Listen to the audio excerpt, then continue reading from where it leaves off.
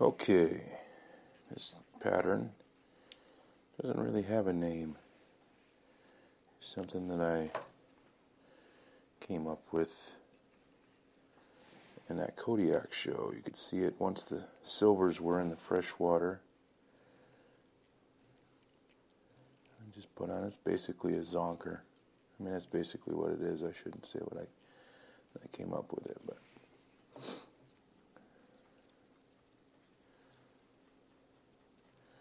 and I put the bearbill eyes on there. You can use cone heads too. In fact, I probably would use a cone head. I just don't have one right now,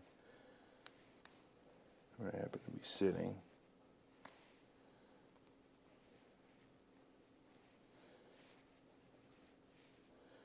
Let me get some cactus. Well, actually, let's put the wing on first. Now, I'm going to go with chartreuse here so it shows up better on camera, but just an olive top would work as well. With the dark olive top, it's the same fly, but I tie with a dark olive overlay wing here and tail with bunny strips. It's a smolt pattern that I use like on the Kwiak and the Naknak and places like that for the smolting rainbows in the early season. I tie in our cactus chenille, and I'd simply bring the thread forward, and then I build up our flashy body. This is some heavy duty cactus chenille here. Stop right about there. Give me some room to tie stuff in. Tie it off, and then I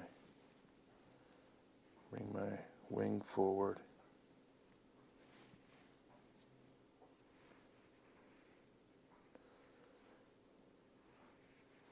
But, you know, you'd get silvers to grab this. Obviously, you see it in the show. You get steelhead to grab it. And other salmon up there, chum salmon. And I'm sure on certain occasions you get a rainbow to grab this thing. Now, I love the bloody muddler concept. And so whenever I'm tying a bait fish type pattern, I like to put a little red in here. Let the fish know that this guy has either been hit by something else or is bleeding. And this is just a little glow bug yarn. You can use any kind of stuff. Anything that's red. I let it hang under there pretty good. Trim it up maybe a little. And just something that's dense enough that will kind of stay red under there for you. And then I'm not done. I think every fly should have a small collar. And you could certainly be done with it then. But I'm just going to throw in a small wet fly, sort of. Not long, so it completely covers up that red, but this will certainly cover up some of your work. Yeah, it just gives a little more workmanship to your fly.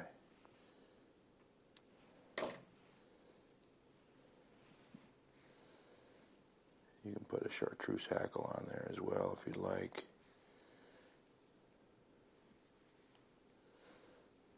And when that gets wet, it'll really lay down nicely.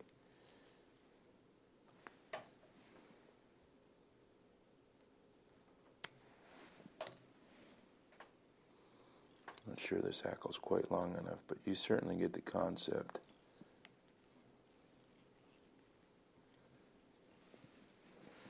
And then you throw a whip finish on it.